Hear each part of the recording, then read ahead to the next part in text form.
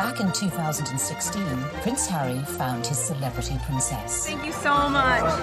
When Harry met Meghan, a fairy tale romance blossomed. I was beautifully surprised when I walked into that room and saw her, and there she was sitting there. I was like, OK, well, I really have to up my game. They were engaged after a year, and the most spectacular of royal weddings followed. The wedding was phenomenal. It was a royal wedding, but it was on a completely different level.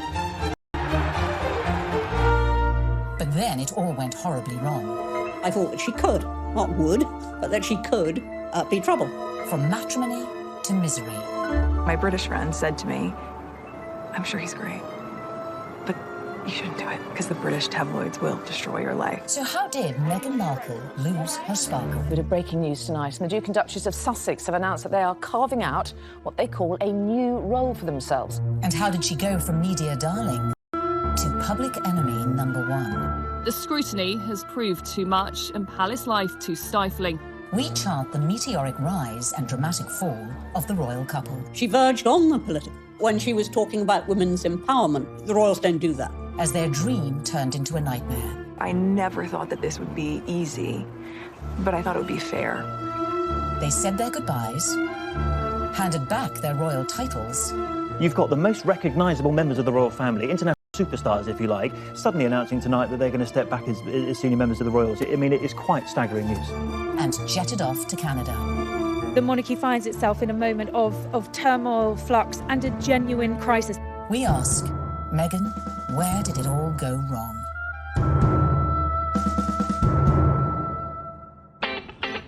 In her dating years, Meghan was said to be an avid reader of 90s book, The Rules, a self-help dating guide read by millions worldwide.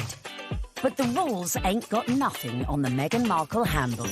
Beginning, of course, with step 1, be born into showbiz.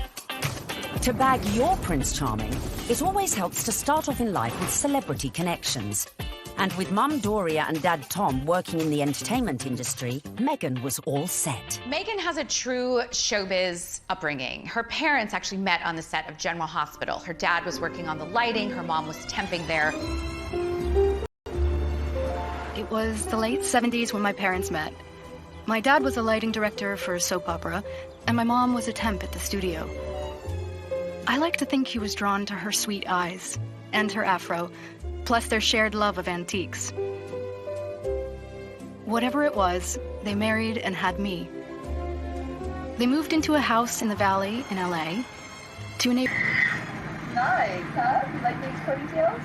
Unsurprisingly, young Meghan soon caught the acting bug and would often visit her dad on the set of long-running TV sitcom Married with Children. Meghan had very much a showbiz upbringing. She would have been on set occasionally. She would have met famous actors and actresses probably from a young age, and understood that they were just people, and understood that there is a work that goes on behind the camera, because that's what her dad did. So she would have seen the reality of what it means to be famous at a very early age. Married with Children was, at the time, considered so risque, it was even boycotted by some viewers. So I grew up on the set of Married with Children every day after school for 10 years. I was there. Wow. I know. It's a very perverse place for a little girl who went to Catholic school, no less, to grow up. There were a lot of times my dad would say, Meg, why don't you go and help with the craft services room over there? This is just a little off-color for your eyes. I wasn't allowed to watch it at home. I could watch the end credits, so I could give the screen a kiss when I saw my dad's name go by. I mean, they seem very close as father-daughter, and I mean, she was a striking child. She was beautiful, and everyone would comment on how cute she was. But back in 2016, Prince Harry found his celebrity princess. Thank you so much. When Harry met Meghan, a fairy tale romance blossomed. I was beautifully surprised when I walked into that room and saw her, and there she was sitting there. I was like, OK, well, I really have to up my game. They were engaged after a year, and the most spectacular of royal weddings followed. The wedding was phenomenal. It was a royal wedding, but it was on a completely different level.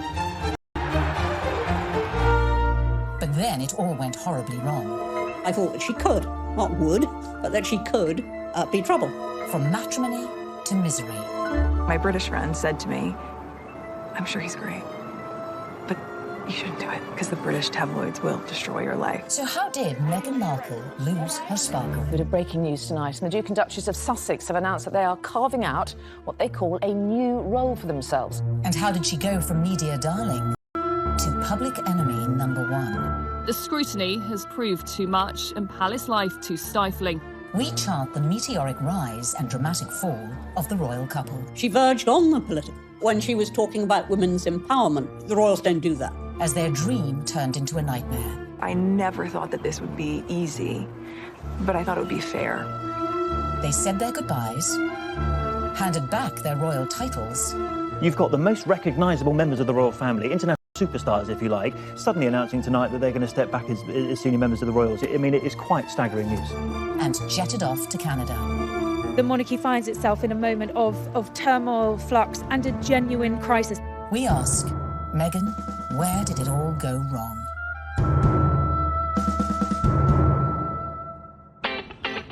In her dating years, Meghan was said to be an avid reader of 90s book, The Rules, a self-help dating guide read by millions worldwide. But the rules ain't got nothing on the Meghan Markle handbook. Beginning, of course, with step 1, be born into showbiz. To bag your Prince Charming, it always helps to start off in life with celebrity connections. And with Mum Doria and Dad Tom working in the entertainment industry, Meghan was all set. Meghan has a true showbiz upbringing. Her parents actually met on the set of General Hospital. Her dad was working on the lighting, her mom was temping there. It was the late 70s when my parents met. My dad was a lighting director for a soap opera, and my mom was a temp at the studio. I like to think he was drawn to her sweet eyes and her afro, plus their shared love of antiques. Whatever it was, they married and had me. They moved into a house in the Valley in LA to enable... Nice, huh? You like these ponytails? Unsurprisingly, young Meghan soon caught the acting bug and would often visit her dad on the set of long-running TV sitcom Married with Children. Meghan had very much a showbiz upbringing. She would have been on set occasionally. She would have met famous actors and actresses probably from a young age, and understood that they were just people, and understood that there is a work that goes on behind the camera, because that's what her dad did. So she would have seen the reality of what it means to be famous at a very early age. Married with Children was, at the time, considered so risque, it was even boycotted by some viewers. So I grew up on the set of Married with Children every day after school for 10 years. I was there. Wow. I know. It's a very perverse place for a little girl who went to Catholic school, no less, to grow up. There were a lot of times my dad would say, Meg, why don't you go and help with the craft services room over there? This is just a little off-color for your eyes. I wasn't allowed to watch it at home. I could watch the end credits, so I could give the screen a kiss when I saw my dad's name go by. I mean, they seemed very close as father-daughter, and I mean, she was a striking child. She was beautiful, and everyone would comment on how cute she was. But beyond that, and more important than that, was the fact she was just a very nice little girl and very respectful, and just really a sweet kid to be around. I think one of the things that Meghan possesses, which is so ideal for her current role, is a comfortableness, a level of ease in front of a camera. And part of that would have been because she was raised to see the other side of a camera. Like her future hubby, Meghan's parents divorced when she was little, and from age 6, she lived with her mother. But even if she didn't know it yet, with her immersion into the world of showbiz, little Meghan's journey to find her Prince Charming had already begun. As developing a social conscience from a very early age is step number 2. We all know royals love a good charity fundraiser and supporting important causes. So to increase your chances of royal romance, get involved with a good cause from an early age. Although Meghan's parents were divorced, together they instilled in her a sense of social justice. My mom and dad came from little, so they made a choice to give a lot. Buying turkeys for homeless shelters at Thanksgiving, delivering meals to patients in hospice care, donating any spare change in their pockets to those asking for it. This is what I grew up seeing, so that is what I grew up being. A young adult woke up when I knew something was wrong. While still at school, unbeknownst to her, young Meghan was already learning one of the key attributes to being a princess: helping those less fortunate. She volunteered at a soup kitchen in one of the most impoverished areas of downtown LA. One day, after class, Meghan approached me and she said, "Tell me more about serving on Skid Row." I suggested that she visit the place where I had volunteered because I knew that she would be physically safe there. And she not only volunteered there a few times, but she continued to volunteer at the soup kitchen throughout her time at Immaculate, which was through her senior year. Meghan always took it a step further, not just distributing food, but learning people's names, learning their stories, because that's where I think her compassion comes from, her connection with people. I think it's very important to know that her heart is in everything she does. I got this letter from one of the students who was in her group. This student was very shy, she was very unsure of herself, she was kind of a bit of a loner. And Meghan wrote her the most wonderful, loving note, even though Meghan was not her close friend at all. So I just like to read it, because this gives you a sense of, this is the real Meghan. So it goes, "Dear Michelle, you are so strong and so wonderful. Your courage in strength in times of hardships is as admirable as your optimism and friendly nature. I am so lucky to have you in my group and to be able to lead you on this adventure. Never stop sharing your beautiful spirit and always remember how special you are. I am here if you ever need me. I love you, Meghan." Meghan was already starting to make changes, but coming up, we see how her voice reached all the way to the White House. It just wasn't right, and something needed to be done. And then, in our step-by-step guide to bagging a prince, we reveal how getting to Hollywood... Any actress in America needs a huge breakthrough, and Suits was that show. ...helped prepare her for her future role. I think it well equips her for the intrusiveness that accompanies being a member of the royal family.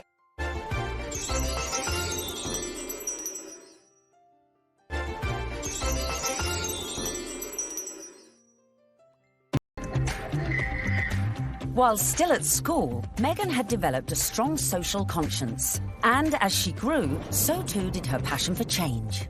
Please welcome Meghan Markle. Which in 1993 took her all... That doesn't feel like enough, does it? It's just great evening. Maybe that's better. The fact that Meghan is interested in these causes, that's not new. It's not something that she's taken up after a life of celebrity, that she's suddenly found out that she needs to help people. It really started from the very beginning when she was just a little girl. So Meghan's first foray into activism came when she was 11 years old, and she and some classmates were watching commercials and analysing them for their social studies class. The gloves are coming off. Women are fighting greasy pots and pans with Ivory Clear. The tagline said, "Women all over America are fighting greasy pots and pans." 2 boys from my class said, "Yeah, that's where women belong, in the kitchen." I remember feeling shocked and angry, and also just feeling so hurt. It just wasn't right, and something needed to be done. My name's Meghan Markle. I'm 12 years old. Last week at my school, we decided to watch the news for social studies. While flipping through the channels, we saw a commercial for the new Ivory Clear dishwashing liquid. In the commercial, they said women are battling grease, meaning only women do dishes. This infuriated Meghan, and she went home, talked to her dad about it. Her dad encouraged her to write letters to various people. Meghan wrote to Procter & Gamble, the company who made the advert, to then First Lady Hillary Clinton, and to children's current affairs show Nick News, who sent a reporter to interview her. I don't think it's right for kids to grow up thinking these things, that just mom does everything. So I was wondering if you would be able to change your commercial to people all over America. Thank you, Meghan Markle. Incredibly, the 12-year-old's lobbying paid off. And it was roughly a month later when the soap manufacturer, Procter & Gamble, changed the commercial. The gloves are coming off. People are fighting greasy pots and pans with ivory clear. She had a sense that she could affect change, even though she was just one small person. She had a voice.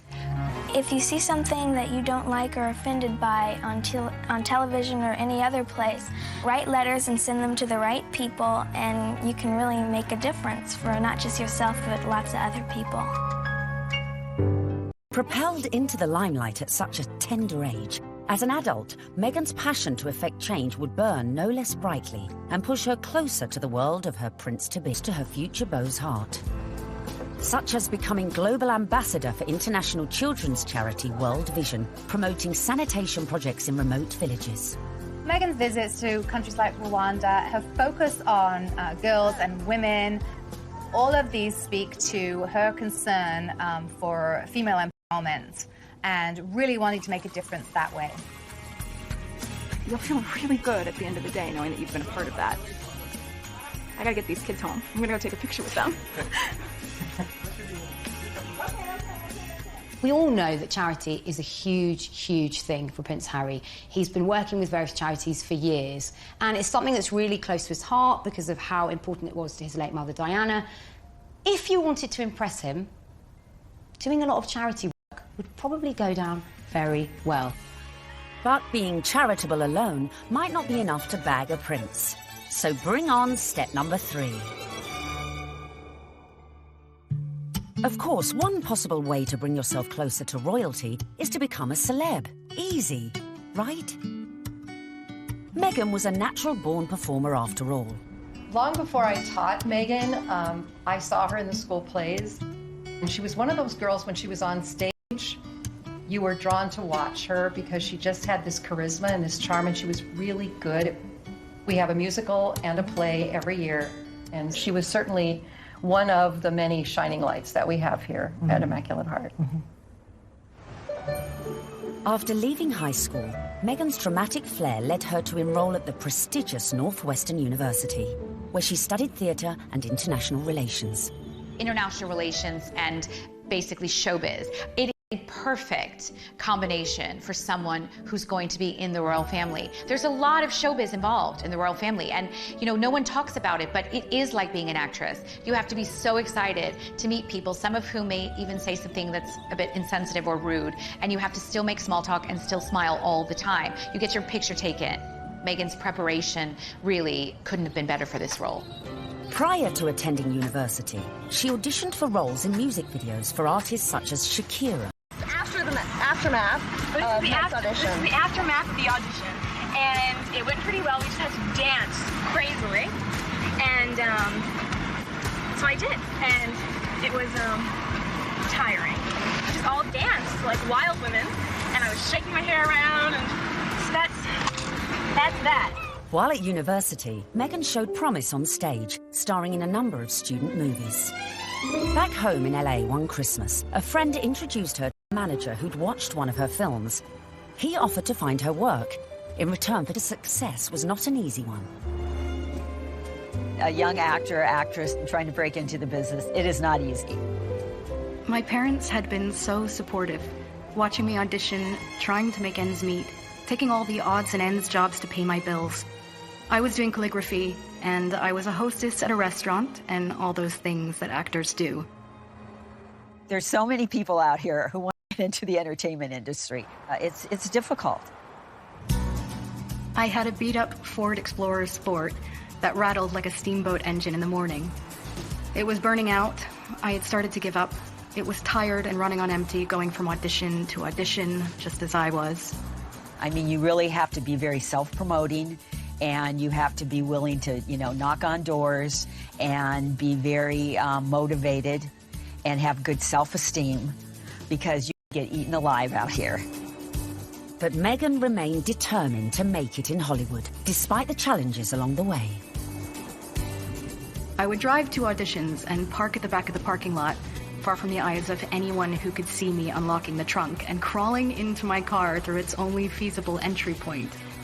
I would play it off, obviously, as though I was looking for something, reaching so deep for something that my car almost sucked me in to get it. Much like my experience in Hollywood, to be honest. Struggling, climbing hurdles, searching for something that I couldn't even see, and just reaching for it.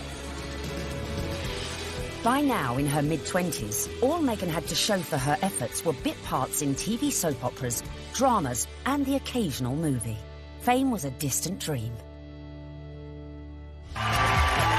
In 2006, she landed a job as a suitcase girl on the US version of quiz show Deal or No Deal, filming up to 7 shows a day. Meghan, open the case.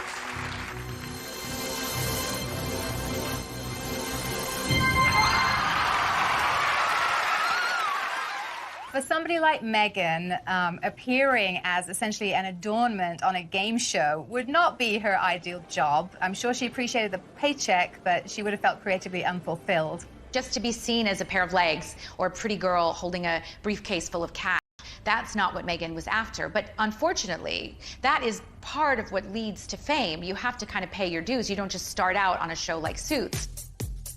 I would put that in the category of things I was doing while I was auditioning to try to make ends meet. I was the ill-fated number, which for some reason no one would ever choose. I would end up standing up there forever in these terribly uncomfortable and inexpensive 5-inch heels, just waiting. But they were limited. Her dad was a lighting director. He wasn't an executive producer. So Meghan had to pay her dues like a lot of other young, beautiful actresses today. Along with the fierce competition facing any young actress trying to break Hollywood, Meghan had a further challenge: her mixed-race heritage. It took quite a few years for Meghan really to be comfortable with her identity. Hollywood didn't help with that, and it must have been very hurtful and very frustrating for her at times. It's not easy making it in Hollywood if you're not blonde and typically, you know, the aesthetic look. And Meghan Markle was definitely struggling in her years trying to make it. I'm biracial. Most people can't tell what I'm mixed with, and so much of my life has felt like being a fly on the wall. And so some of the slurs that I've heard, or the really offensive jokes, or the names, it's just hit me in a really strong way. Being ethnically ambiguous, as I was pegged in the industry, meant I could audition for virtually any role. I wasn't black enough for the black roles, and I wasn't white enough for the white ones, leaving me somewhere in the middle as the ethnic chameleon who couldn't book a job. But Meghan's big break was closer than she thought. At one audition, a casting director advised Meghan to go for a more natural look. This would change her outlook forever. She stopped me in mid-scene, said so simply, "You need to know that you're enough." She saw all that self-doubt beaming through the self-tanner and excessive blush. You need to know that you're enough. Less makeup, more Meghan. And that moment for me was a wake-up call.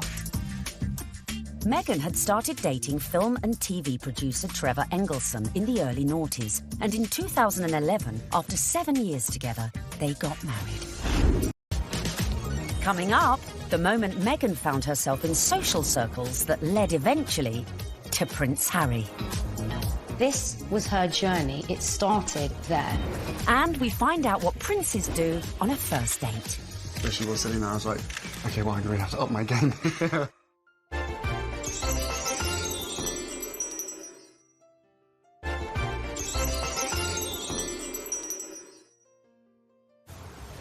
Bagging a major TV role isn't easy, but luckily for Meghan, her breakthrough was just around the corner.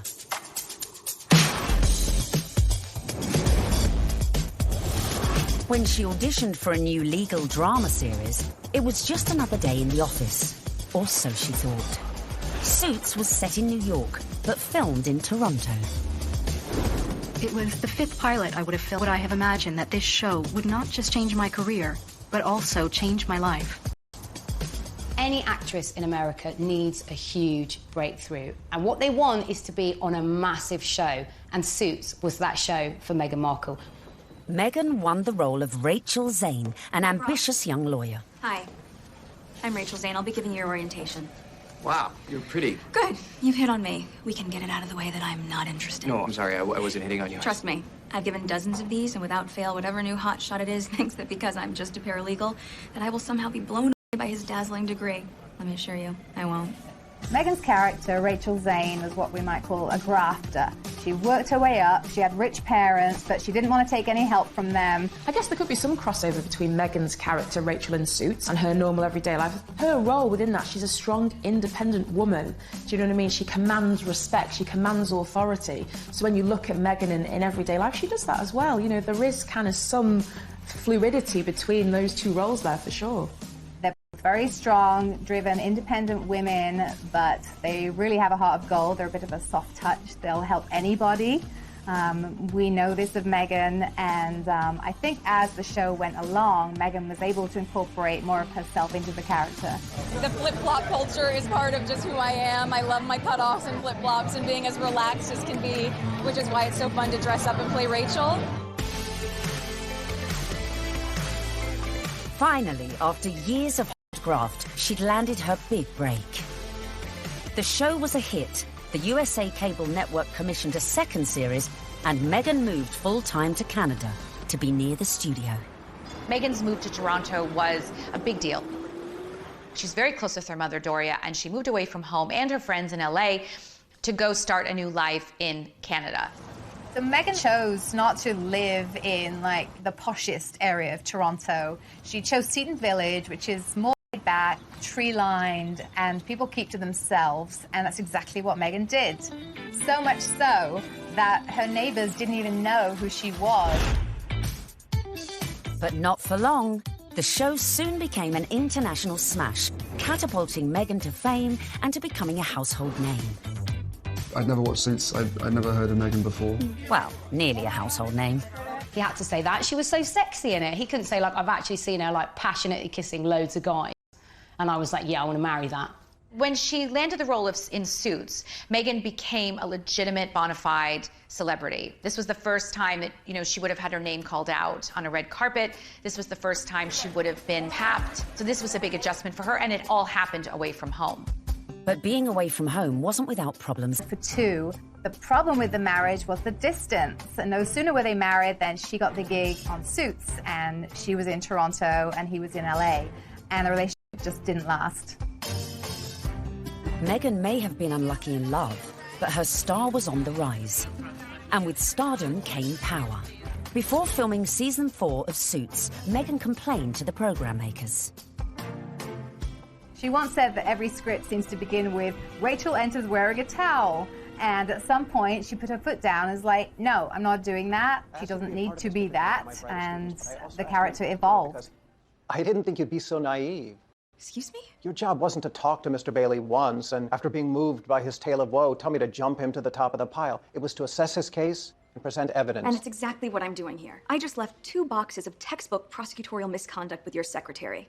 You found all of that since yesterday? Yes, because while I may only be a second-year law student, I have been a practicing paralegal for the past 8 years. Looks like I have some reading to do. I'm sorry for interrupting your day. Good afternoon, Miss Zane. Meghan's global exposure as Rachel Zane was perfect prep for another future role. I think it well equips her for the intrusiveness that accompanies being a member of the royal family and being followed at every turn, because she was very used to, you know, sort of putting her own life in the spotlight.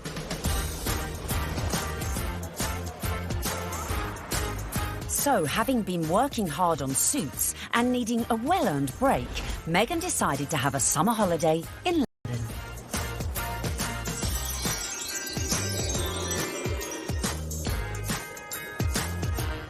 The summer of 2016, which turned out to be a very important summer for Meghan, was actually initially a bit of a getaway, a bit of a girls' holiday, a romp around Europe, a celebration of the fact that she was newly single, and she decided that she'd come on a road trip.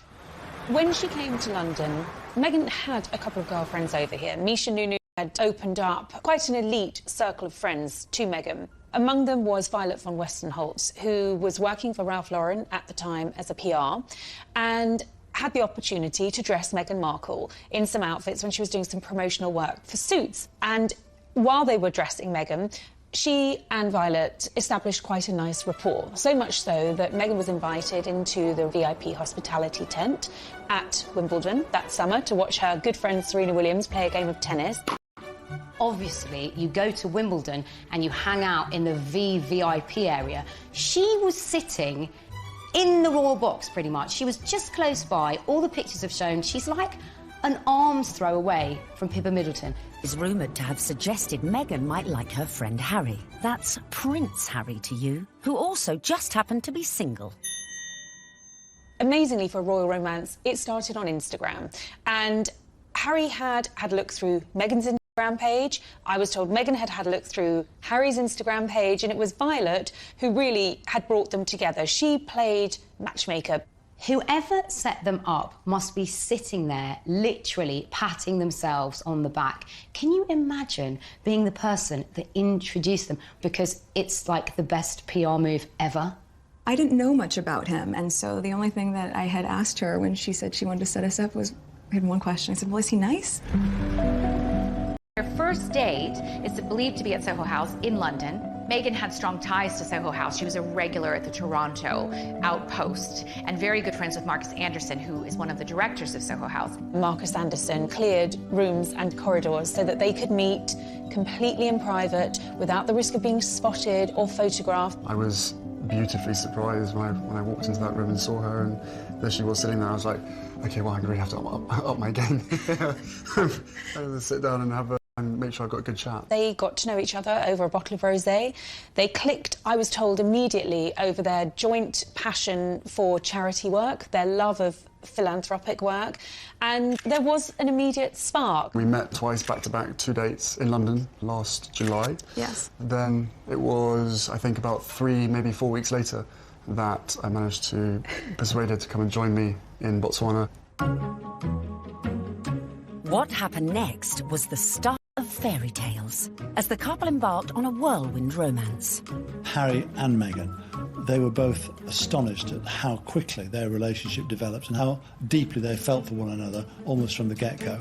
I think perhaps a sign that things had gotten off to a good start and were actually really accelerating rather quickly in terms of a royal romance was when Meghan started referring to Harry as Has to her friends, and he was affectionately calling her Meg to his. Though originally worlds apart, they had much in common after all, both with divorced parents, both famous, and sharing an interest in the developing world. It was one of the first things we started talking about when we met, was just the different things that we wanted to do in the world and how passionate we were about seeing change. I think that's what got date 2 in the books, probably. Plenty to talk about. And date 2 quickly led to their first trip away together, a mere month later, on safari in Botswana, a country close to Harry's heart after first visiting following his mother's death 19 years earlier. We camped out with each other under the stars. We spent, enjoyment was crucial to me to make sure that we had a chance to get to know each other. A secret long-distance relationship then ensued, with the occasional clue, such as the couple being separately pictured wearing matching blue bracelets, and the odd tantalising social media post. But it wasn't long before the couple went public. So the next step to bagging a prince is perhaps the hardest: the engagement.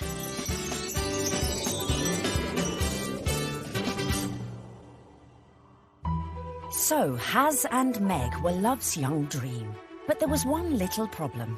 Of course, they had the issue of living in separate countries. Harry based in London, living at Kensington Palace, and Meghan being in Toronto, where she was filming Suits. So, from the early stages, they knew that this relationship, if it was going to take off, was going to have its challenges. More often than not, it was Prince Harry jumping on a scheduled flight, incognito, in a baseball cap and a hoodie with just a single protection officer in tow, and taking a regular British Airways, usually, flight to Toronto. He was never seen, never spotted, and so they were able to conduct those early months of their relationship in clandestine and get away with it. They did have this pact to see each other. That's why the long-distance relationship worked. And the other agreement they had was that they would tell as few people as possible. For Meghan, that pretty much stopped at her parents and 2 of her best friends. For Harry, he confided in his father, his brother, and 2 of his best friends. And by doing that, they really kept it in a very tight inner circle. Astonishingly, the couple managed to keep things on the down low for 3 months, until late October, when the cat, or should that be Corgi, was out of the bag, after an anonymous source leaked the story to the press. Well, I can't say much about how the story came about, apart from that the information that he was seeing Meghan came to light. And what was interesting in that circumstance, covering a story like that, is normally a name might be mentioned linked to Prince Harry and you wouldn't know who they were, and you'd have to try and research them, and you might not find very much online because they're a private individual. Of course, in Meghan's case, there was reams and reams of information about this American actress with illustrious history, not only of starring in shows like Suits, but also with this huge charitable side to her. The fact that she had been involved with the UN and everything became apparent. So really, you have a one-fact story like that, and it breaks, and the rest of Fleet Street is then playing catch-up. And it was then after the story broke that you found descending on Meghan's house, chasing after anyone that ever knew her, chasing after family members. I think both of us were totally surprised by the reaction after the first 5-6 months that we had to ourselves. Now everyone knew about their relationship, but would everyone approve? Especially Harry's inner circle of trusted friends. But they also welcomed her, and by the March of 2017, Meghan was invited to his best friend's wedding. Harry flew Meghan out to Montego Bay for the wedding of old Etonian pal Tom Inskip.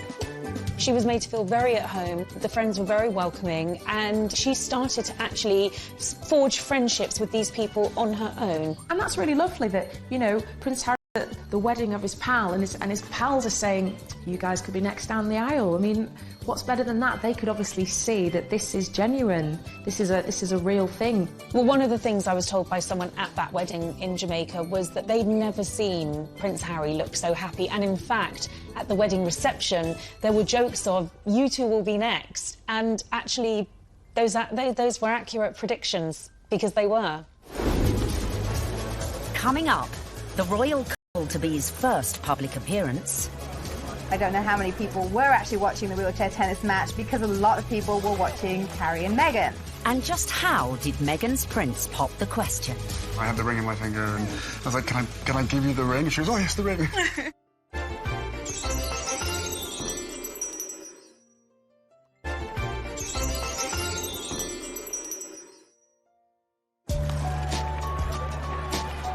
In September 2017, Meghan and Harry made their first public appearance together at the 3rd Invictus Games in Toronto.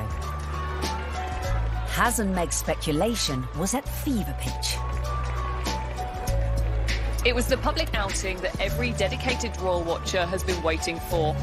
Just 24 hours later, the couple abandoned any effort to keep their feelings for each other private. The setting for this first public date was extraordinary, with no attempts to hide away as they watched the wheelchair tennis at the Invictus Games. It was open to the public. Anybody could go and watch the wheelchair tennis match. Although it has to be said, I don't know how many people were actually watching the wheelchair tennis match, because a lot of people were watching Harry and Meghan. They were very touchy-feely, they were laughing together, staring into each other's eyes, whispering sweet nothings into each other's ears. It was everything that their adoring fans had wanted. I remember when I first heard that Harry and Meghan going out, it kind of almost came from nowhere. Do you know what I mean? That the whole process was very, very quick, it seemed, in comparison to kind of conventional relationships. But, I mean, come on, this isn't, you know, a normal relationship by anyone's standards. It's, you know, a prince, you know, and a Hollywood actress. Harry and Meghan were now well and truly in the public spotlight. But after 16 months of dating, Meghan got her private moment. While staying with Harry at night, popped the question, and Meghan said yes. This afternoon, Prince Harry and Meghan Markle stepped hand in hand into the sunken garden at Kensington Palace. Step number 5 was done. The ring was on it. This was the news the world had been waiting for. Meghan mania ensued, only fueled by a picture-perfect photo call on the 27th of November 2017. Harry, when did you know she was the one? Very first time we met. What struck me most on the engagement day was how calm, considered, sophisticated Meghan was. So happy. Unlike other royal fiancés before her, Meghan had her Hollywood training to give her all the poise she needed and was quite at home in front of the cameras. You guys, thank you so much. I was reminded of the days when Prince Charles and Princess Diana came out on their engagement day and how awkward and inarticulate it all was. And I suppose in love. Of course. Whatever in love means. It didn't have the right feel to it. And even when Catherine and William became engaged, Catherine seemed very, very nervous. No, it's very important to me, and I hope we'll be able to have a happy family ourselves. Straight here, please. Not so Meghan. She was the one who seemed the least nervous of the lot. I think it's absolutely clear from their closeness, from their body chemistry, from the energy between them, that these two knew absolutely what it meant to be in love, and they were truly, madly, deeply in love. This engagement had the world's press queuing up to get the perfect front-page shot of their real-life American princess. And it came right at the end. The real picture is the one where they think they're out of view and they put their arms round each other's waist. Very unroyal and very lovely. And it would seem the look Meg chose for this all-important announcement came from one of our very own royal watchers. There's a really funny story about me wearing a particular coat, a particular pair of shoes and a dress and visiting Buckingham Palace, where I met Prince Harry and Prince William. About 3 weeks later, the biggest story of the year, Prince Harry announces that he's marrying Meghan Markle, and she happens to be wearing exactly the same outfit as me. So, one of two things happened. Either Prince Harry saw what I was wearing and thought, I definitely want my bride-to-be to look just as good as this girl, or Meghan Markle was somewhere on the grounds and really rated my outfit. Then came the pitch-perfect press call, where an uber-relaxed Meghan... This is the fact that she is a product of Hollywood, product of television, product of entertainment. And therefore, there's a sort of ease in communication, and there is an inbuilt knowledge of what the media are trying to get at. It was definitely a setup. It was a blind date. This was a world with which Meghan had been familiar before she met Harry, and her ease was there for all to see. Because I'm from the States, you don't grow up with the same understanding of the royal family, and so while I now understand very clearly, there's a global interest there. She's different because she represents the global world we're in, the fascination we have in America, the fascination we have in celebrity, diversity, and she's a very strong woman. Just an amazing surprise. It was so sweet and natural and very romantic. I had actually been told by one of his friends that he had planned to pop the question in Botswana. For whatever reason, he didn't. It happened a few weeks later while they were at home at Nottingham Cottage roasting a chicken. Utter domestic simplicity and bliss, and incredibly romantic. He got on one knee. As a matter of fact, I could barely let you finish proposing. I was like, can I say yes now? She didn't even let me finish. She said, can I say yes, can I say yes now? And then there was hugs, and I had the ring in my finger, and I was like, can I give you the ring? She was, oh, yes, the ring.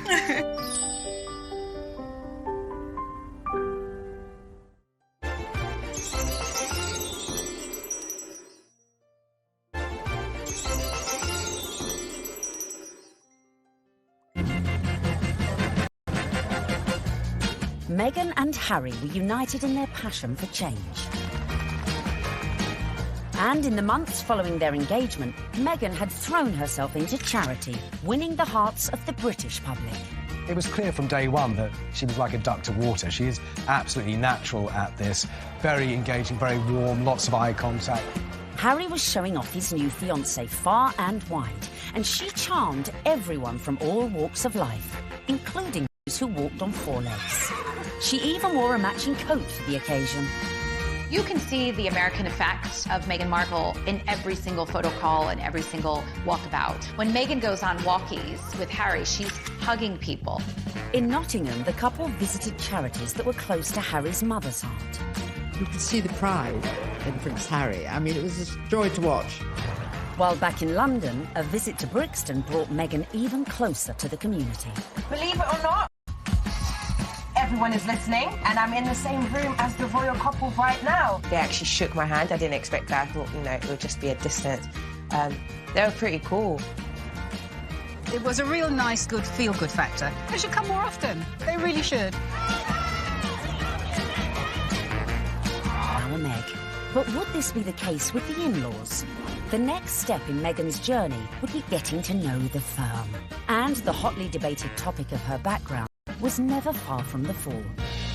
You be Harry, and I'm gonna be the, Queen Elizabeth, since I got this on, right? And you telling me about your girlfriend, okay? Hello, Grandmother, I met this beautiful woman, and she just happens to be mixed race. Step 6 in our guide to bagging a prince is charming the in-laws.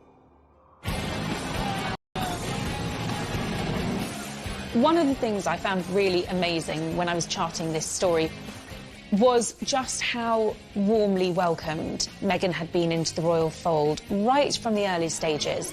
The early meetings with William and Kate and Charles and Camilla, they were very welcoming. And actually the speed at which Meghan was introduced to the Queen was very surprising. When I looked back at Harry's relationship with Chelsea, it was several years before Chelsea was introduced to the Queen. Cressida, who dated Harry for 2 years, was never introduced to the Queen, but within a matter of mere months of dating her, Harry had Meghan meet the Queen. She's an incredible woman. And the corgis took to you straight away. That's true. In fact, Queenie was so impressed that mere weeks after the couple's engagement, she took the unprecedented move of inviting Meghan to spend Christmas in Norfolk at Sandringham, giving Meg the opportunity for a serious charm offensive. It was a tremendous break with convention that the Queen invited Meghan, who was, after all, just a fiancée, to Sandringham, because normally it's just the wives and the husbands of members of the royal family who are allowed there. I was told that the Queen's feeling was this. She's preparing to give everything up for her grandson. Her career, her identity, her nationality, her home in Toronto, everything to be with Harry. And the Queen's feeling was the very least we can do is to make her feel welcome at Christmas. It does show that the Queen is walking in step with the change of the guard at Buckingham Palace. This would have been a far different Christmas to the one Meghan spent in LA the previous year, with the historic 20,000-acre estate playing host to all sorts of little family quirks that would prove a challenge to any outsider. Well, Meghan would have had to get her head around quite a few royal family traditions. They open their presents on Christmas Eve. The presents that they exchange aren't what you'd really expect for members of the royal family. They tend to share really jokey presents with one another. In America, you know, things will come beautifully wrapped and be quite extravagant. And this is the other end, just cakes in, or an unusual thing to keep your corgis in. Meghan would have to embrace all these funny little customs, and clearly she did. After spending the night in her unfamiliar surroundings, the bride-in-training faced her public in that most royal of festive traditions. The post-service walkabout at St Mary Magdalene Church. Well, the Sandringham Church photo is the timeline through history. You have a snapshot every year of those people closest to the throne. Now, often you're looking at a picture of a child who was barely able to walk perhaps a year ago, and suddenly they come out of the church. That image will change. In a few years' time, you'll have those couples and their children will be going to church. In a few more years' time, and you may not have the older generation. This year, of course, was Meghan's year. The presence of the royal fiancé drew crowds that were even bigger than usual. The world's media was also out in force, but it was a member of the public who would snap the photo that cemented just how much Meghan was in with the younger royal crowd. Unfortunately for photographers on the ground, they just didn't quite seem to get a clear shot, and in the end it came down to a member of the public, a lady called Karen Anvil. It was like a Mexican wave of cheers, so you knew they were coming. The photographers at the other end, and they just happened to look over. And I took one photo, that's the thing. I took one photo, and it was, yeah, the right one. When we saw that shot, it was an absolute no-brainer that it was going to be our cover shot because it was the only one that had captured that moment, the four of them together. And, you know, it symbolised quite a lot in terms of the royal family and where they're going in future. So, yeah, I mean, we were delighted to use it on the cover. And just like that, the Fab Four were born. Clearly, Meghan was well and truly fitting into the royal club. Just like the Queen, it seems the rest of the family were equally charmed by Harry from across the pond. Another tick for Meghan. William was longing to meet her, and so was Catherine. And Catherine's been absolutely wonderful, amazing, as is William as well. Fantastic support. And then my father as well. We had a handful of teas and meetings, and my grandparents as well have been wonderful throughout this whole process. She found herself a true fan in the Duke of Edinburgh, and he was apparently hugely impressed with how well-read Meghan was. Meghan was now in with the in-laws. But coming up, events were to turn increasingly tricky, dealing with critics from near... I might be trouble. ...and far. I think the very fact that Samantha wanted to do a book called The Diary of Princess Pushy's Sister implies that maybe she was not over-fond of her younger half-sister.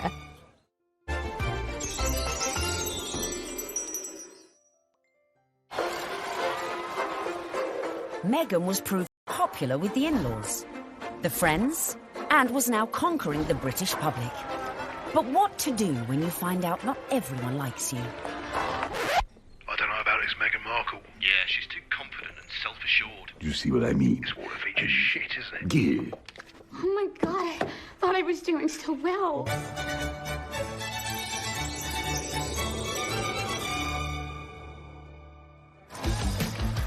When the news that Prince Harry was dating an American actress first came out, I think that the reaction amongst the British public especially was equal parts excited and disapproving, because she's not British. From the very moment Harry and Meghan's relationship had broken in 2016, much of the press inevitably had gone raking through Meghan's past. They made it sound as though she had grown up in like the slums of LA, like riddled with like gangsters and drugs. With some reports focusing on the breakup of her parents' marriage and relationship with her half-siblings. Time is 7 minutes. Harry didn't help matters when he went on to guest edit BBC Radio 4's Today programme. It started well. Morning. Very good to see you. He got some of his mates on the show, like this guy. Okay. But do I need a British accent? But if you start using long pauses between the answers, you're probably going to get it's the face. Let me see the face. Oh, okay. But during the course of the programme, Harry answered one question about Meghan. It was your future wife's first Christmas with the in-laws. How was it? She really enjoyed it. The family loved having her there, and it's the family that I suppose she's never had. It's the family that I suppose she's never had. But Harry's comments did not go down well with one member of his future wife's family. Meghan's half-sister Samantha was very cross with what Harry said on the Today programme about the family not being close or a normal family. Samantha tweeted that that was really not the case, and she defended their family as a normal family, a close family, a loving family, and didn't understand what Harry was talking about. And that wasn't the last we'd hear of Samantha, who went on to threaten publication of a tell-all book called Diary of Princess Pushy's Sister. I think the very fact that Samantha wanted to do a book called The Diary of Princess Pushy's Sister implies that maybe she was not over-fond of her younger half-sister and maybe is a little conflicted about Meghan's success. There's no bigger media vulture with this wedding than you, is there, Miss Markle? I mean, how you have the gall to come on here and talk about media? You've been trashing it for 2 years, you little vulture. I've made it clear in several interviews that you can't judge a book by its cover, and similarly, you can't judge a book by its title. Samantha also criticised Meghan's charity work. If you are interested in helping those less fortunate than yourself, it really should begin at home. Could all this bad publicity derail the wedding? And just how should Meghan respond to this particularly barbed attack? The temptation must have been huge for Meghan to have responded to the critics, who were, of course, her family members. She kept a dignified silence. I mean, you've got to feel for Meghan. What would you do if your family were being an absolute nightmare? It is seriously embarrassing. So she does what any of us would do. Hashtag ignore, ignore, ignore. But would Meghan be able to keep her composure in the face of her next critic. A certain ex-Tory MP, a die-hard royalist, who voiced her doubts about Meghan, not in private, but in the most public setting possible, the celebrity Big Brother house. OK, let's take a vote. I think she's trouble. How long do you think she's going to be? 5 years, 10 years, 20 years? Why do you think she's trouble, Anne? Background, attitude, I worry. She's older than him. She's been married before. Yes. I add it all up and I'm uneasy, but there we go. Quite frankly, I was shocked when Anne Widdecombe said that what she said. I mean, I've always thought that she was a sensible woman. She seems to be jumping to conclusions without looking at any evidence. The ex-minister's comments sent the Twitter sphere into meltdown. When I was on Big Brother, I was called every ick and every ist going. I was homophobic, xenophobic, racist, sexist, misogynist. Nothing I said could have been remotely construed as racist by any sensible observer. I mean, all I said was I thought that because of her background, and I was thinking of freewheeling Hollywood background, you know, former marriage, all the rest of it, that because of her background, I thought that she could, not would, but that she could be trouble. She had, I think, the older generation's view of this is an outsider, a foreigner, coming into a very British organisation, almost, you could say. How is that going to work? The thing that all of us have to do is adapt. We're in the here and now. Embrace. But one woman who was not prepared to embrace was Jo Marnie, girlfriend of then UKIP leader Henry Bolton, who sent a series of racist texts. Even then, Meghan kept quiet. The royals' mantra is often put up points, so actually her approach, maintaining that dignified silence, not justifying or even giving any credence to these claims, some of which were really quite unpleasant, well, it was a very royal approach to things. Look, Meghan is showing the makings of a true princess. You've got to have that decorum. You've got to, on some occasions, actually, you know, keep silent and pick your battles. Even more flack came Meghan's way when she took to the stage with her potential prince, his brother and Kate at the Royal Foundation in February 2018.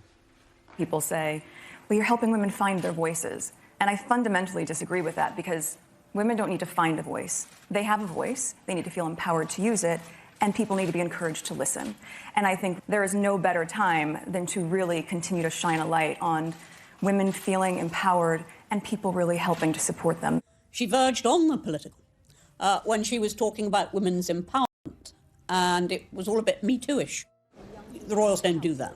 And indeed, the day that the royals start engaging in political causes is the day you get a lot of controversy. There is a very good reason why the royals stay off politics, and it's to avoid precisely that. Not everyone shared Anne's view. It's refreshing because she isn't saying things that are incredibly controversial that we actually wouldn't stand by or back or believe in.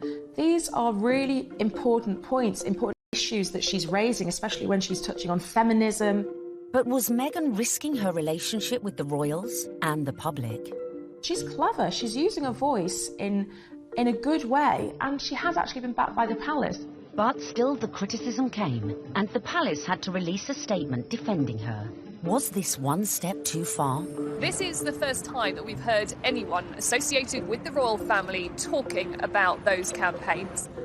The Kensington Palace stressed it would have been impossible for Meghan to talk about issues surrounding female empowerment without talking about those campaigns. Well, I think that by touching on the Me Too campaign, Meghan probably knew that there was going to be some kickback, and indeed there was. But actually, she got far more people saying, this is great, this is what the royal family needs to be doing more of. Phew. Looked like Meghan had found just the right balance to please the palace, her people, and most importantly, her prince. So, next step in our guide, embrace your prince's religion. She signed up to the Church of England, of which the Queen is supreme governor. And exactly 100 days after her engagement announcement, Meghan was baptised in the chapel of St James's Palace by the Archbishop of Canterbury. It was very special. It was beautiful. Though she had attended a Catholic school in LA, Meg had a Protestant background. Her father member of the Episcopal Church of the United States. It would not have been an enormous step, to get baptised, but it was a big step in a way. But I think out of deference to the Queen and to her very strong faith, it sort of tidied things up, and it augurs well for the future because she will have to attend many, services in Church of England cathedrals. Coming up, Meghan's headed ever nearer to that chapel of love, but the journey would become increasingly problematic. With a guest list to organise... Have you got an invite to the royal wedding? Have I? Yeah. Not that I know. And dramas coming thick and fast from her very own family. All of a sudden, his health isn't good, and he can't come to the wedding. Dun, dun, dun!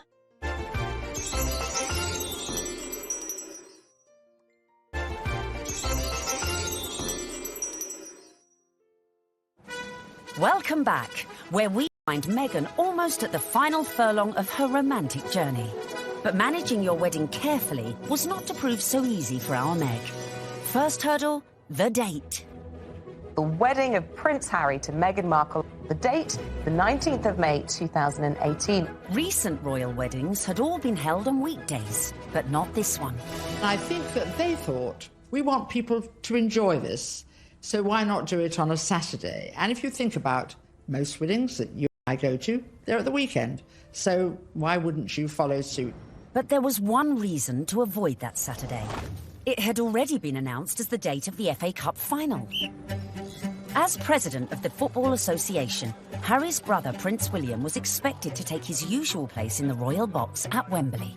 And millions more were looking forward to watching the game on TV. I think my wife would probably want to see the royal wedding. So what I'll probably do, I'll probably leave her on her own, maybe some of her friends. I'll go somewhere else where like-minded people want to watch the FA Cup final. I would so prefer to watch a royal wedding, not interested in football.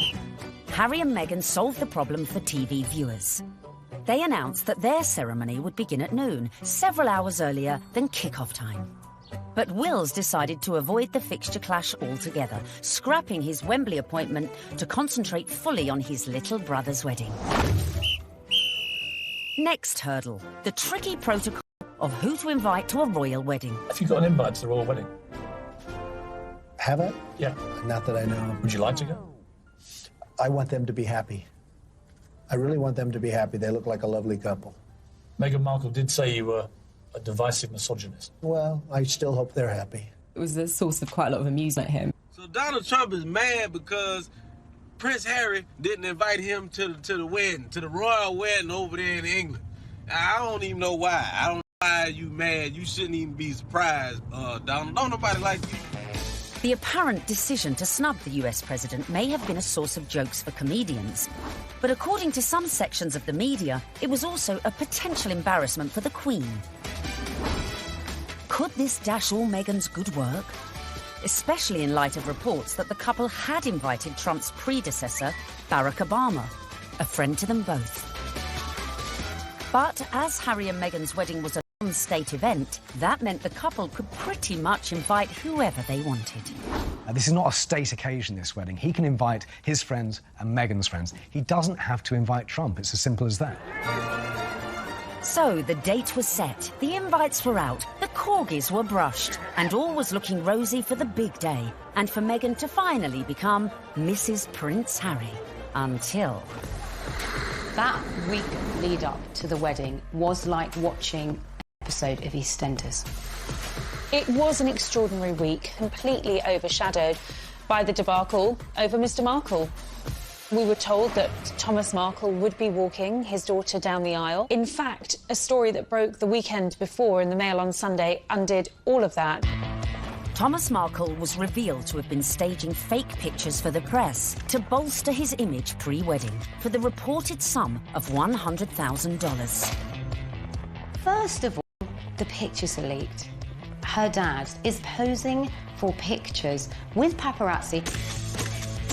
Such was the embarrassment Mr. Markle felt he'd caused to his daughter that at the 11th hour he pulled out of the wedding. It got so confusing. It was like, is he going to be coming to the wedding? Isn't he? Meghan, I was told, was utterly heartbroken. She said that she forgave him for the photographs. She wanted him there to walk her down the aisle on the big day, and he agreed he would do it. Until, all of a sudden, his health isn't good. And he can't come to the wedding. Dun, dun, dun! Thomas Markle said he felt that the heart attack had probably been brought about by his son writing an open letter in one of the tabloids, basically telling Harry that it wasn't too late to get out of this wedding and that his sister was nothing but trouble. The whole of the country was talking about this. What is going to happen? And then finally, we had a statement. It was a roller coaster of emotions, in fact, prompted Meghan to issue her very first solo public statement. And very tellingly, that statement began with the word sadly. Must have been really difficult, because in the end, you know, it was announced that her father, without an invitation. Former sister-in-law Tracy Dooley, that's ex-wife of the half-brother who just trashed Meghan in a letter, jetted into Heathrow with sons Tyler and Thomas, plus a shed-load of baggage, in every sense. There's more likelihood that I would have got an invite. They turn up, got all the suitcases, you see them having their pictures taken in the airport. You're thinking, what is going on here? Because apparently they either think they're going to get a last-minute, you know, somebody cancelled, you can come to the wedding now, or they're just going to make money off the British media and do loads of interviews. It's all about the... Be a pretty exclusive event. Right. So, I mean, if they feel like they would like to invite us, we'd be honored, and if not, we're going to be cheering her on and... Totally supporting her no matter what. And then on top of all of this, Meghan has to find out that her nephew Tyler is growing cannabis and has even called his special batch the Markle Sparkle. I mean, it was just disastrous from start to finish. And I think actually everyone, not just Meghan, was pleased when they packed their bags and went right back to where they came from. Cue an epic sigh of relief at the palace. Despite all these problems, the wedding stayed on track. Which brings us nicely to step 11.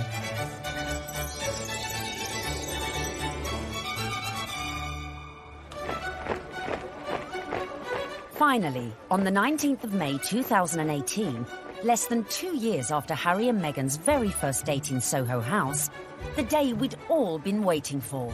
The world tuned in for the fairy tale wedding of the century. Let's face it, if you're marrying a prince, you may as well pull out all the stops.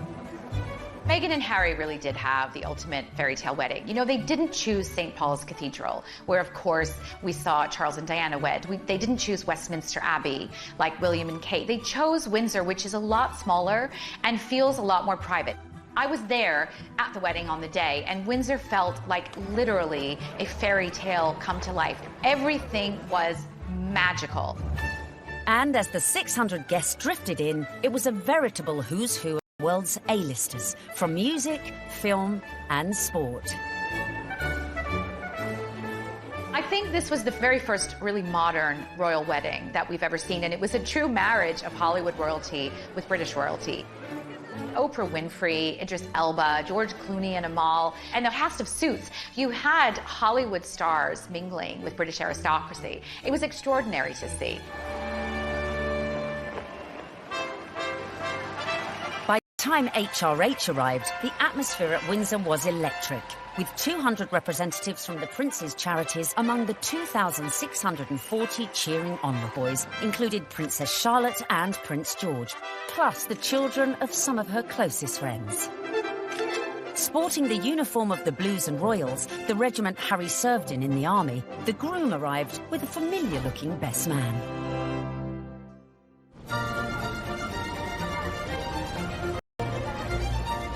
Right on cue, Meghan arrived with Mum Doria in the Queen's Rolls-Royce Phantom 4.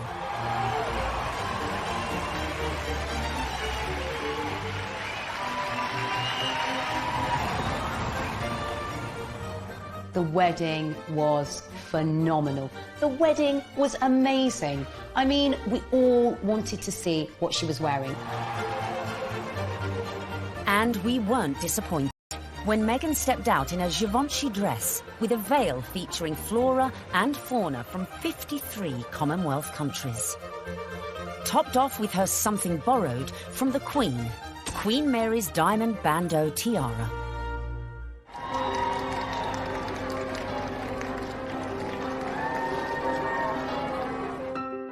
But with an absent father, who would walk Meghan down the aisle? Prince Charles rises To the occasion, Prince Charles walks her down the aisle. It's amazing. Hashtag the power of love. Hashtag love survives. When you saw it on the day, it felt like the right thing to do. It was a wonderful way of Charles saying, welcome to the family, and actually of Meghan showing the world just how close she already is to her father-in-law. Meghan had successfully won over her in-laws, and here it was on display for all the world to see.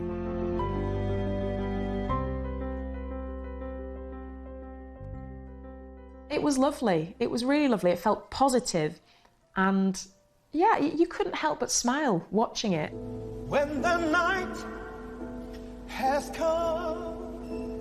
So, not only had Meghan married a prince, but she had ensured that their wedding would be one that the British public would never forget. And neither would the 60 million who tuned in from around the globe. No, I won't be afraid. It wasn't your typical royal wedding. We had been told by courtiers to expect some surprises, but I don't think anyone expected quite what we saw, listening to that incredible gospel choir, which was a beautiful touch and a wonderful nod to Meghan's dual heritage. Stand by me. Stand by me. Inside, you've got the gospel choir, you know, raising the roof with the music. You've got the reverend. Was one of the stars, one of the unexpected stars of the day. I don't think anyone was expecting his sermon. I certainly don't think the royal family were expecting his sermon, because the look of surprise, and I might say bemusement and bewilderment on some of their faces seemed to suggest that they were quite taken aback. We must discover the power of love, the redemptive power of love. And when we do that, we will make of this old world a new world. He started speaking. He just had everybody on the edge of their seats, whether you were there or you were watching it on the television. The room felt alive. I don't think St George's Chapel has ever heard such an effusive address, or heard Martin Luther King quoted in that way. There's power in love. Don't underestimate it. Don't even over-sentimentalize it. There's power in love. You know, there is power in love, and if we hadn't heard it once, it was drilled into us, so we knew that by the end of his sermon. Well, there's power in love. Her family weren't there. It was just her mother. But her story, her African-American heritage, that was all beautifully reflected in the ceremony and in the day itself. All these things that are really very Meghan just made you realise how much more the world is coming together. It was poignant, powerful stuff. Meghan, I give you this ring. Meghan, I give you this ring. As a sign of our marriage. As a sign of our marriage. By the joining of hands, and by the giving and receiving of rings. I therefore proclaim that they are husband and wife. She'd done it! She'd got the ring and she'd married her prince. Watching that wedding, you know, even if you're not a royalist and you're not a romantic, you really couldn't help but be taken in by it, because there's two people that actually seemed like they were really in love, which on any level is just so nice to see.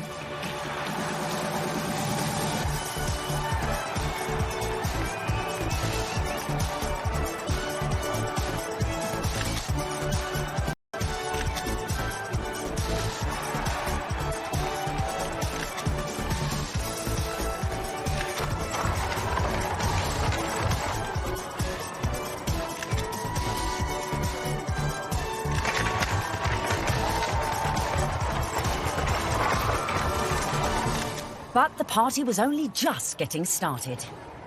Serena Williams playing beer pong. I bet she aced it. Meghan had gone from actress to duchess. And our penultimate tip, really for those who've gone and bagged their prince, is celebrate with the best ever party. Immediately after the wedding, the couple had all 600 guests back to St George's Hall for a wedding breakfast, which was hosted by Her Majesty the Queen. But the real golden ticket to that event was the private evening party, which was hosted at Frogmore that evening by Prince Charles.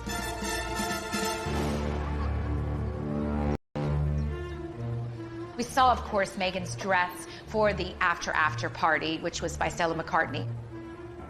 She looked glamorous. Harry looked like James Bond walking out of the palace to get into their vintage Jaguar. This was a very modern, sexy, gorgeous couple. We saw the couple speed away in that beautiful blue E-Type Jaguar. Meghan resplendent, it has to be said.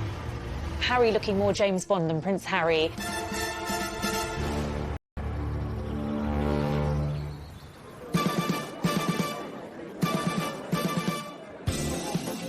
Anyone who was anyone was there, sipping on their When Harry Met Meghan ginger and rum cocktails. George and Amal, Serena Williams, James Corden, and Idris Elba, who turned DJ for the night and span a few tunes. I was put forward to DJ. I really wanted to DJ. I would have done the best wedding set in the world. It must have been incredible. Everyone's probably a bit more relaxed, you know, a bit more loose, getting on the cocktails, having a chill. Everyone just wanted to know the juicy details of this VVIP party. Were these huge Hollywood stars and celebrities doing the same kind of things we do when we've been drinking since about midday? Yes, they were. Some wonderful tales of Serena Williams beating everyone hands down at beer pong, a drinking game that apparently Meghan and Harry loved. Serena Williams playing beer pong? I bet she aced it. Serena has since denied she played this game. Shame. But who knows? Maybe when they throw their next party. George Clooney serving up cocktails and whisking Meghan and Kate around the dance floor. A dance-off instigated by James Corden between Princes William, Charles and Harry. Which we like to imagine looked like this. Come on, well, it's my reception. Could bust a few. Yeah, there you go. Yeah, there you go. Okay. Yeah, come on. You like that, brother? Yeah, twerk it, Wheels. Just sham on. Twerk it, Wheels. There you go. No. Yeah. Oh, no, Grandon just saw that. Bollocks. All right. Having an absolute laugh. I mean, was the Queen there? What was she doing? Was she watching it? Was she getting involved? Go for it. Let's have a laugh. Let's enjoy this. I think it was just a fantastic night where the couple were able to really do things their way, from serving dirty burgers at midnight out of posh burger stalls in the grounds of Frogmore to handing out monogrammed slippers so that their guests in those 6-inch Louboutins or whatever they were wearing could actually rest their weary feet come the end of the night. And if you want to ensure you throw the best party ever, be like Meghan and make sure your guests leave their phones at the door so you can let your hair down without any sneaky snappers.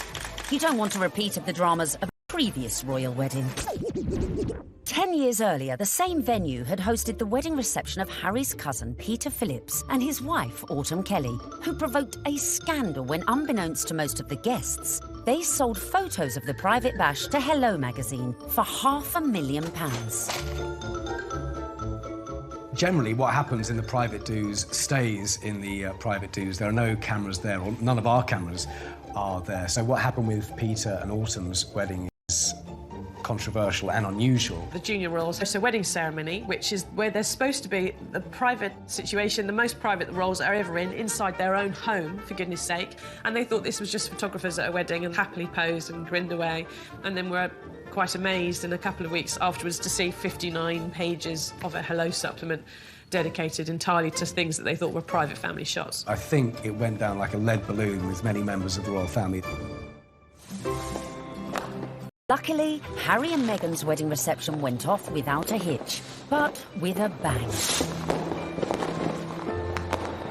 One of my favorite details about the whole thing is that Harry and Meghan snuck away at the after party. They went off to be together. And I think that speaks a lot about this couple. They are, above everything else, madly, genuinely in love with each other.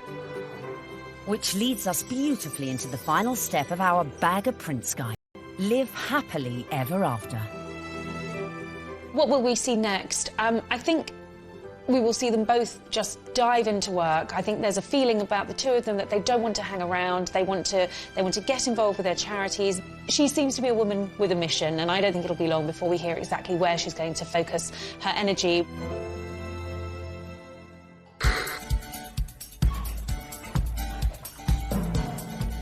So there you have it. From being born into showbiz to getting famous, to moving countries, making moves in royal circles, charming the in-laws, and staying silent in the face of criticism.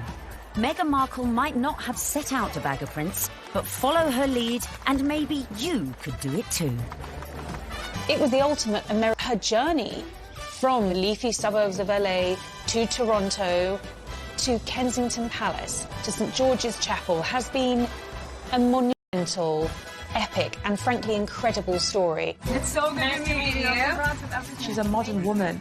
This is how we all live, you know, from mixed race families, you know, interracial marriages, coming from different countries. That is what society is about now. The fact that she's unusual for the royal family, I think the fact that she comes from a different country, a different background, it's just a plus. She is very much a breath of fresh air. She's incredibly focused. She's incredibly driven. Women don't need to find a voice. They have a voice. They need to feel empowered to use it, and people need to be encouraged to listen. She's got the biggest platform, she's got huge ideas, and she is changing the game in a very cool way. And she makes Prince Harry happy, and so he now has that partner that he said he always wanted to share the load with. And in Meghan Markle, he found it. If this were a movie script, you would say that Meghan completes him.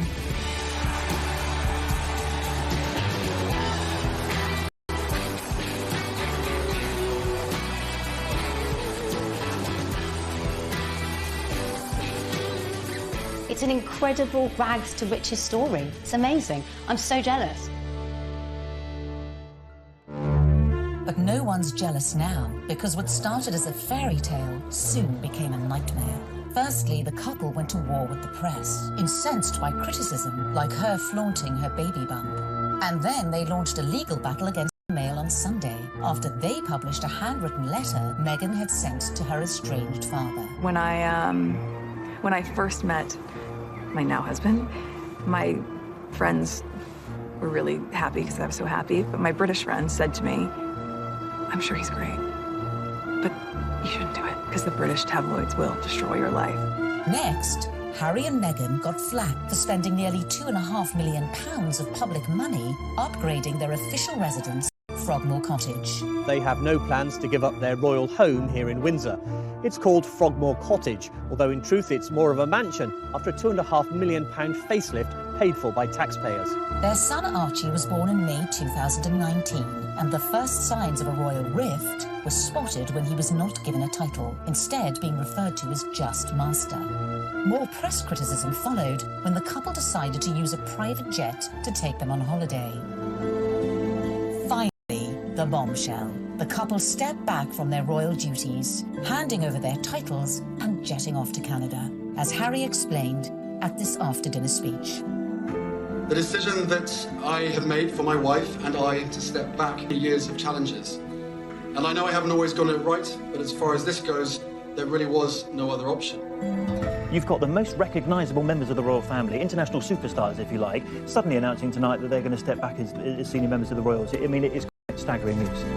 Harry and Meghan have gone from the wedding of the decade to leaving the UK and the royal family behind in just under 2 years, with Meghan making her very last public appearance here at the Commonwealth Day service. How could such a fairy tale descend into such misery and acrimony in such a short space of time? I never thought that this would be easy, but I thought it would be fair. Who could have imagined that what started so well could all go so horribly wrong?